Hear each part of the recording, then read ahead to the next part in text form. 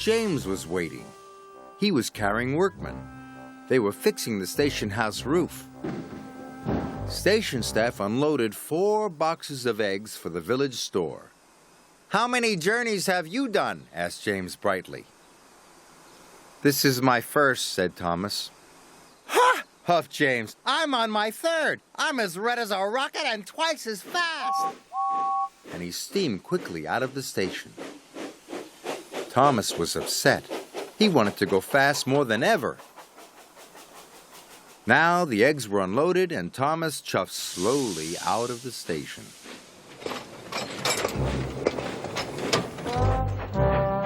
Thomas puffed across the countryside, very, very slowly. Then Thomas saw Toby taking on coal in a siding. His freight cars were full of roof tiles. Toby was having a wonderful day. "I'm on my 2nd journey," he whistled proudly. Thomas was very sad. Toby rushed past him. It made Thomas want to go faster than ever. "Even Toby has made more journeys than me," he moaned.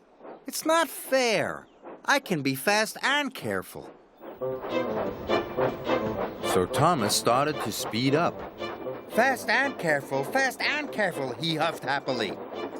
But Thomas was going so fast, he wasn't being careful. Farmer McColl was worried. "Slow down, Thomas," he called. "You will break my eggs." But Thomas was going so quickly he didn't hear Farmer McColl, and he didn't slow down. He went even faster. The eggs started to bounce in their boxes. Then Thomas changed lines. It caused a big bump. The eggs were breaking. Thomas came to a junction. He had to slow down. "Stop, Thomas!" cried Farmer McColl. "You have broken my eggs!"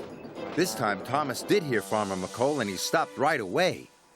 "Cinders and ashes!" he cried. But Farmer McColl was still cross. Thomas felt bad. "I'm sorry," he whistled. "I just wanted to be really useful." Farmer McColl checked his eggs. Luckily, only a few were broken. Now Thomas knew he had to go slowly, so he pulled away as gently as he could. Thomas headed for Brendam Docks. Suddenly, he heard an impatient toot. James was behind him. He blew his whistle loudly. But Thomas knew he couldn't speed up. "Sometimes going slowly can be just as important as going fast," said Thomas. And he puffed carefully on. That evening, Sir Topham Hatt came to Tidmouth Sheds. He looked very pleased. "You have all worked hard and been really useful engines," he said proudly. The engines were very happy, except for Thomas. He was thinking about the broken eggs. "I only made 1 journey, sir," he said sadly, "and I broke Farmer McColl's eggs." "But most of the eggs were delivered safely," boomed Sir Topham Hatt. "Farmer McColl gave the broken ones to me, and I love having scrambled eggs for my breakfast. You, Thomas," he added, "are a really useful engine." Thomas just beamed.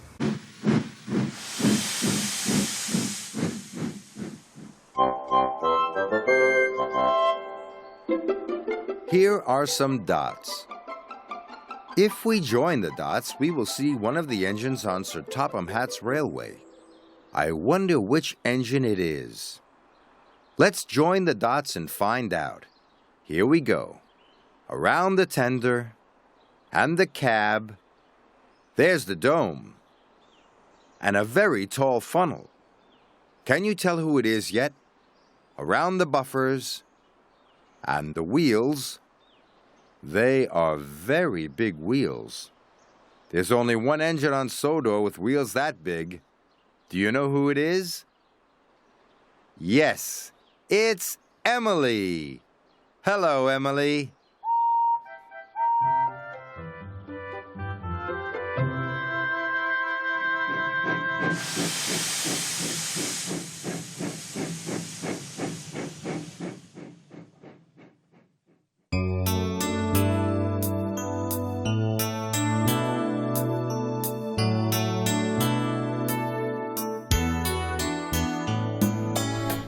Patience is a virtue, so it never hurts to take a little time to see.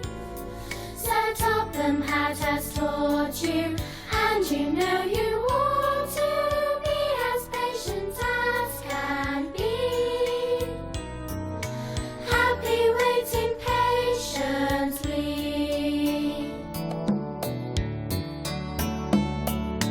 Don't get too excited, just try staying calm.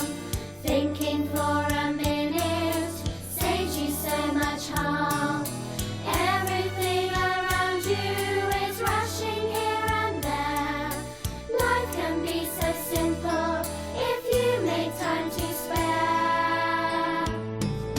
Patience is a virtue, so it never hurts to take a little time to see. Sir Topham Hatt has taught you, and you know you ought to be as patient as can be. Happy waiting patiently.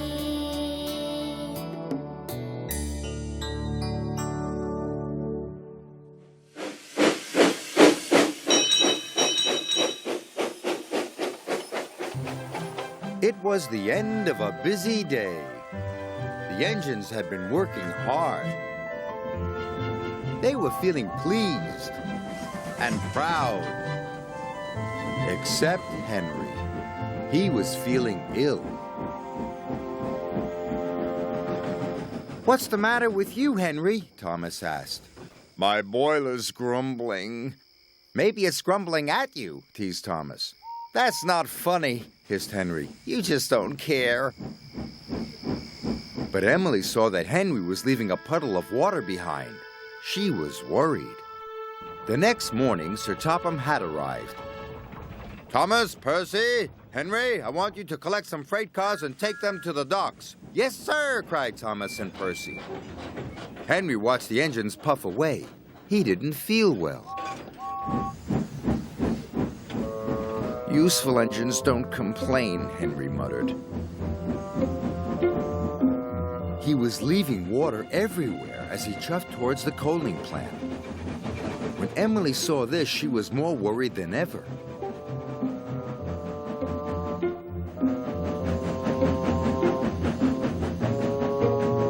Then Thomas and Percy overtook Henry. "Hurry up, Henry!" Percy tooted. "I can't go any faster," Henry chuffed miserably. "You're just being lazy," teased Thomas. By the time Thomas and Percy reached the coaling plant, they had a naughty plan. "Please, sir," said Thomas, "Henry wants to take more freight cars." "He is bigger," added Percy. The odd manager agreed. Meanwhile, Emily was talking to Sir Topham Hatt. "I'm worried about Henry." Perhaps his tubes are leaking," replied Sir Topham Hatt. "You'd better check."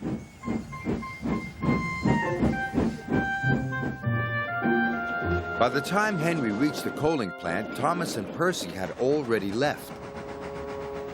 "Why did Thomas and Percy leave me so many freight cars?" moaned Henry.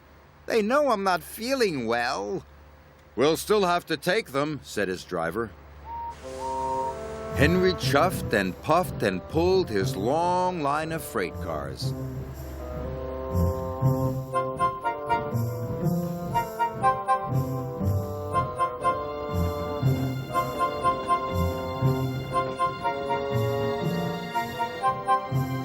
"You can do it, Henry," encouraged his driver. But it was no use. Henry ground to a halt. Just then, Emily arrived. "Are you all right, Henry?" "No," moaned Henry. "I'm stuck." Henry's firemen uncoupled the heavy freight cars. Emily changed tracks and then hooked up to Henry. "Oh, thank you, Emily," wheezed Henry.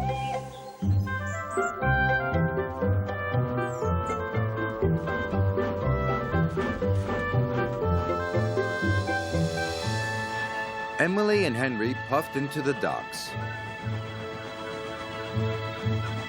Well done, Emily, said Sir Topham Hatt. Thank you, sir. Then he spoke to Henry. You were brave, Henry. You weren't well, but you still tried to pull the heavy freight cars. Thomas and Percy felt ashamed. We're sorry, Henry, said Thomas. We didn't think you were really sick, added Percy. Go back and collect Henry's freight cars, said Sir Topham Hatt sternly. Yes, sir, whispered Thomas. Soon Henry was mended and back at work. You're looking so much better, said Emily. Well, they mended my tubes, but they didn't even look at my brakes, my gauges, my squeaky wheels. Emily smiled. All in good time, Henry. Poor Henry.